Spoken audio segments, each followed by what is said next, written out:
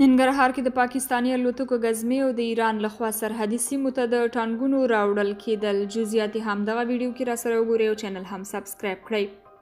پاکستاني جیټ الوتکې یو ځل بیا افغان خاورې ته ننوتې دي. شمشاد ټلویزیون د ځینو سرچینو له قوله خبر ورکړی چې د ننګرهار په ګوشتي او د کونړ په خاص کونړ او سرکاڼو ولسوالۍ کې پاکستاني الوتکې ګرځېدلې، خو د بمبارۍ یا بریدونو په اړه یې معلومات نه دي ورکړل شوي. بلخوا ایران له افغانستان سره ګډې پولې ته څیرمه تازه دمې ځواکونه او زغروال ټانګونه ځای پر ځای کړي. اسلام کلا بندر کې د ایراني او طالب پولساتو ځواکونو ترمنځ له ناندریو وروسته سرچینو د انځورونو په راستولو ویلي چې ایران له پولې سره خپل امنیتي او دفاعي تیاری زیات کړی دی.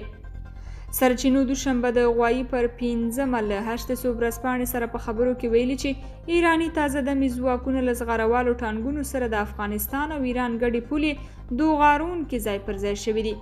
ځینې انځورونه چې 800 ورځپاڼې ته رسېدلي ښکاري د دوغارون ګمرک ماموران د دغه ګمرک د پارکینګ د تشېدو خبرې کوي او د دغه کار موخه د دواړو هیوادونو ترمنځ د نښتې احتمال بولي. تر اوسه ایراني او طالب چارواکو په رسمي توګه په دې تړاو څه نه دي ویلي. په دې وروستیو کې د ایراني او طالب پولساتو ترمنځ ناندرۍ زیاتې شوې دي. درنو کتونکو، تاسو په دې اړه څه نظر لرئ؟ نظریات مو راسره د دغې موضوع مربوط کمنټ کې ولیکئ او د نورو ویډیوګانو لپاره چینل هم سبسکرایب کړئ.